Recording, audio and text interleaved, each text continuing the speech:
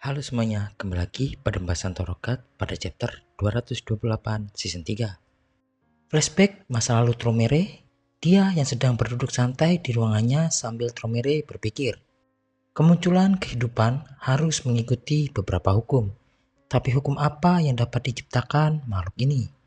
Ketika Tromere melihat makhluk itu, Tromere tidak bisa melindungi diri sendiri dengan perasaan mistik. Seperti melihat makhluk yang seharusnya tak ada di menara ini. Tromere tak bisa membayangkan bertemu dengannya di masa depan. Tromere juga tak ingin apa yang saya inginkan hanya adalah hak istimewa menghadapi dalam perkataan ini. Dalam perkataan ini, makhluk yang dimaksud adalah Enkidu. Berpindah ke tempat lain, Tromere dan Enkidu yang sedang berburu para hewan. Enkidu memberitahu Tromere bahwa dia telah mendapatkan hewan-hewan yang Tromere minta, tapi beberapa hewan sangat sulit ditemukan. Tromere pun memberi apresiasi kepada Enkidu. Kemudian Enkidu pun bertanya, mengapa Tromere memintanya menangkap hewan-hewan ini, yang bahkan tak mendengarkan perintahnya. Tromere pun justru bertanya, apakah Enkidu ingin mengetahuinya. Lalu Enkidu pun menjawab, tentu saja. Tromere pun memberitahu bahwa Enkidu akan mengetahuinya pada akhirnya. Tetapi setelah Enkidu mengetahuinya, Enkidu akan mengungkapkan sisi dari yang berbeda dari rahasia Tromere. Dan jika Enkidu mengungkapkan rahasia itu, Tromere akan membunuh Enkidu. Tromere pun kembali bertanya, apakah Enkidu masih ingin tahu? Enkidu pun sedikit gugup saat akan menjawab. Lalu Tromere bertanya pada Enkidu, bahwa Enkidu takut bukan? Itu adalah hal wajar. Enkidu tampaknya tidak siap. Lalu Enkidu pun menjawab bahwa dirinya telah siap, karena Enkidu ingin tahu lebih tentang Tromere. Enkidu pun meminta Tromere untuk diberitahu tentang rahasia Tromere. Lalu Tromere pun mengajak Enkidu untuk mengikutinya. Di dalam sebuah ruangan rahasia seperti lab di dalam istana Tromere, ditunjukkan beberapa eksperimen hewan-hewan milik Tromere. Di sini Tromere menjelaskan bahwa ini adalah eksperimen hibrida antara makhluk yang berbeda. Yang ingin Tromere ciptakan adalah Chimera, yang tidak memiliki batas antara manusia dan hewan atau spesies apapun. Tromere pun memberitahu maksud dan tujuannya menciptakan ini semua adalah tujuan dari percobaan ini untuk mengendalikan Shinsu. Tromere berusaha menetapkan semua makhluk di menara hidup di bawah kendalinya dan hilangkan semua perbedaan dan variabel di menara ini. Tromere pun lebih menjelaskan secara detail bahwa apa penyebab tragedi di menara, mengapa kita tidak bisa saling memahami, dan mengapa teman-teman pada akhirnya saling membunuh. Alasannya adalah kita masing-masing memiliki terlalu banyak variabel. Masing-masing memiliki pandangan dan opini subjektif mereka sendiri, bertindak dan berpikir secara berbeda. Akibatnya hal ini menyebabkan perpecahan dan perang. Mereka masing-masing melakukan hal-hal yang berbeda. Tromere ingin menghilangkan perbedaan dan variabel tersebut dengan menjadikan semua makhluk bahkan manusia sama dengan hewan dan membawa mereka di bawah kendali Tromere. Kemudian semua variabel di dunia ini akan hilang di bawah kendali Tromere dan kita bisa kembali ke cara sebagaimana di atas. Dengan cara ini, Tromere tidak akan lagi terisolasi dari apapun. Kemudian Enkidu pun berpikir, apa yang dirasakan setelah mendengarkan kata-kata dari Tromere? Bukankah legitimasi atau kebutuhan dari eksperimen tersebut? Juga tak ada rasa berduka bagi makhluk di dalam tabung uji yang telah menjadi korban dari percobaan gila ini. Tapi kasihan bagi Tromere, kasihan atas kesepian luar biasa yang dirasakannya, kekhawatiran dan kesepian yang khusus pada makhluk istimewa. Enkidu ingin menjadi orang yang memahami dan memenuhi kebutuhan tersebut, bahwa pada kenyataannya Enkidu tidak seperti orang-orang yang menyebut kita, tapi seperti makhluk di dalam tabung uji. Lalu Tromere pun mengajak pergi Enkidu dan jangan bercerita tentang ini kepada siapapun, terutama Amizu. Berpindah ke tempat kamar Amizu, Enkidu mengetuk kamar Amizu dan ingin berbicara dengannya. Amizu pun bertanya, mengapa Enkidu memanggilnya. Di sisi lain, Amizu telah mendapatkan pot dan bunga cantik sebagai hadiah. Lalu Amizu meminta Enkidu untuk meletakkannya di dalam kamar Tromere. Karena akhir-akhir ini hanya Enkidu yang diperbolehkan memasuki kamar Tromere. Enkidu pun memberitahu bahwa Tromere tidaklah suka bunga, tapi Amizu ingin Tromere menyukainya. Itu pun jika memungkinkan. Enkidu pun bertanya, bahkan jika kalian sepasang cinta, kalian harus menghormati keinginan, bukan? Amizu pun galau karena bagi Amizu akan lebih baik jika gerakan cinta disampaikan. Lalu Enkidu pun mengambil bunga tersebut. Kemudian Amizu menanyakan keadaan Tromere saat ini. Enkidu pun menjelaskan bahwa seperti biasanya mengumpulkan hewan, menangkap spesies kuno, kebanyakan tinggal di kamarnya. Lalu Amizu bukan menanyakan aktivitasnya, tetapi kondisi pikiran Tromere. Amizu berpikir untuk berusaha memperbaiki hubungan mereka segera. Amizu akan segera bertemu lagi dengan teman-temannya. Amizu tidak ingin hal-hal seperti ini terjadi lagi di antara mereka. Amizu ingin berbicara jujur dengan Tromere sekali lagi dan menjelaskan semuanya. Amizu masih sangat mencintai Tromere. Enkidu pun kembali bertanya, bukankah hal-hal sudah berakhir di antara kalian berdua? Mendengar hal itu, sontak Amizu terkejut karena bisa ada waktunya terjadi perpecahan antara mereka. Mungkin Tromere tak punya rasa terhadap Amizu lagi. Tetapi tetap Amizu pikir perlu melakukan satu usaha terakhir. Amizu pun meminta Enkidu untuk membantu supaya bisa dekat lagi. Lalu Enkidu pun berkata dalam hatinya, Enkidu tidak menyukai hal ini. Apapun perasaan ini, satu hal yang pasti, Enkidu tidak ingin mereka lebih dekat lagi. Enkidu pun memberitahu rahasia tentang Tromere. Enkidu pikir adalah hal yang baik bahwa Amizu ingin memperbaiki hubungan dengan Tromere. Ketahuilah sebelum memutuskannya. Enkidu pikir tak akan terlambat dan memutuskan hati Amizu setelah ini. Enkidu pun memutuskan untuk membenarkan janjinya pada Tromere. Panel pun lalu berpindah ke ruangan rahasia Tromere. Di sini Amizu sangat terkejut tentang apa yang sebenarnya dirahasiakan oleh Tromere saat melihat hewan-hewan dalam tabung uji coba. Kemudian Enkidu pun memberitahu Amizu, seharusnya dia menghentikan Tromere. Kebencian Tromere terhadap manusia menyebabkan eksperimen yang menggabungkan hewan-hewan dengan manusia. Sepertinya Tromere ingin memusnahkan manusia murni dan membuat menara yang hanya dihuni oleh si merah yang disebut sebagai manusia binatang. Enkidu pun merasa senang karena melihat Amizu mengetahui rahasia Tromere. Dan di sana Amizu akan memutuskan untuk sepenuhnya hubungan dengan Tromere. Bahkan jika ini benar-benar mengakhiri hubungan mereka, ini bukan salahku. Kejadian yang akan terjadi adalah kebenaran yang jelas.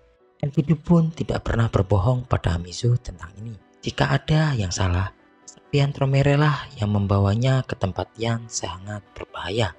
Amizu tidak mengerti. Itu salah sekali. Amizu tidak memenuhi syarat. Hanya Enkidu lah yang berkualifikasi berada di sisi Tromere, ujar Enkidu dalam hati. Flashback ke pesta Tromere di dalam kapal induknya saat Enkidu memberitahu tentang bunga dan cincin lamaran Tromere pada Amizu. Jika Tromere memegangnya terbalik, cincinnya akan seperti tak ada. Amizu pasti menyukainya. Dia akan sangat bahagia hingga tak akan bisa berkata-kata. Lalu bagi Tromere bukanlah gayanya. Enkidu pun lalu memberi support pada Tromere. Bagi Enkidu tentu saja akan menjadi usulan yang hebat. Dan saat itu Enkidu mungkin tidak sadar bahwa Amizu akan meninggalkan tempat ini atas keinginannya sendiri. Karena Enkidu adalah makhluk yang tidak memiliki kekuatan kehendak seperti itu. Jadi ketika Amizu membuat keputusan tersebut sendiri, Enkidu sangat marah. Kembali pada panel sekarang, mengingat hal-hal dan momen-momen itu, Enkidu pun terus menyerang Bam dengan keadaan emosi yang sangat parah. Enkidu merasa bodoh. Enkidu menipu diri sendiri dengan berpikir bahwa Tromere akan melihatnya secara berbeda dari makhluk-makhluk itu. Karena Enkidu berpikir, dialah satu-satunya teman Tromere yang mengerti dia, bahkan mengetahui rahasianya. Tapi Tromere mengkhianatinya. Enkidu pun merasa ditinggalkan. Kemudian Bam menahan serangan beruntun dari Enkidu. Bam pun menyiapkan tinju di lengannya, memberitahu Enkidu, bukan Tromere yang berkhianat. Sebenarnya karena obsesi dari Enkidu yang membingungkan. Bukankah Enkidu kehilangan kesempatan terakhir untuk menghentikan Tromere sambil menyerang Bam kembali? Tetapi bagi Enkidu itu tidaklah hilang. Itu delusi. Baginya Enkidu merasa tak berbeda dengan Chimera yang ada di dalam tabung uji. Jika Enkidu melakukan hal yang salah, itu adalah karena percaya pada Tromere. Kemudian Bam pun menjelaskan bahwa Enkidu tak pernah percaya pada Tromere sekalipun. Jadi Enkidu tidak pernah menjadi temannya. Enkidu baru saja mengalami kepuasan pengganti berada di dekat seseorang yang istimewa seperti Tromere. Itu sebenarnya Enkidu selalu khawatir orang lain akan menggantikan tempat Enkidu di samping Tromere. Itu tidak bisa disebut persahabatan, karena persahabatan bukanlah tentang monopoli. Kalian jangan saling menyebabkan kesengsaraan demi kepuasan kalian sendiri. Tromere tak dapat memahami seseorang, jadi dia menetapkan seseorang seperti Enkidu yang dapat dia kendalikan di sampingnya. Enkidu sama seperti orang-orang yang ingin menyingkirkan orang-orang berharga bagi Tromere karena keinginan serakah Enkidu sendiri. Dari awal Enkidu tak pernah menjadi temannya. Mendengar hal itu, kemarahan Enkidu pun meluap-luap. Pedang dari Enkidu pun berubah menjadi merah. Lalu Enkidu pun menghembuskan pedangnya ke arah Bam. Di sisi lain, Bam merasa bahwa serangan ini sangat berbahaya. Hembusan pedang itu mengenai Bam hingga terhempas. Di saat yang bersamaan, hembusan pedang itu juga mengenai V yang ada di dalam tubuh Bam. Sepertinya V merasakan amarah dan dendam luar biasa yang ada di dalam Enkidu. Kemudian Enkidu pun mengejek Bam, karena Bam bahkan tidak tahu tempat dan namun Bam mencoba untuk mengajari Enkidu. Apakah Bam tidak tahu situasi saat ini? Bam pun bertanya apa yang dimaksud oleh Enkidu. Lalu Enkidu memberitahu Bam, sebelumnya Enkidu keluar dari tubuh Belirir. Goruru dan Belirir terbuang bersama puing-puing. Apa yang dikejar mereka berdua yang sangat ingin membalaskan dendam? Itu adalah bidak raja. Mereka berdua mungkin akan segera mendapatkannya. Ada yang bisa membayangkan bahwa mereka berdua sedang mengejar dia yang berubah menjadi cair. Bahkan tak bisa membayangkan hal itu terjadi. Orang yang dimaksud dia adalah Endursi. Lalu Bam pun memberitahu Enkidu bahwa dia sangat pengecut. Tapi bagi Enkidu, ini bukanlah pengecut, tetapi sebuah permainan. Ditutup pada chapter kali ini. Tiba-tiba ada suara pocket milik Bam yang didengar oleh mereka berdua. Suara tersebut berkata terima kasih pada Enkidu untuk informasi berharganya, karena telah memberitahu lokasi bidak raja milik Bobido. Jadi sekarang harus menangkapnya. Ternyata asal suara itu adalah Kun Aguero.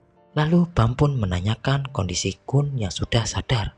Kun pun meminta maaf pada Bam karena berkatnya Kun bisa tidur siang dengan nyenyak, dan juga karena Kun sudah mengambil bidak raja milik Lofobia.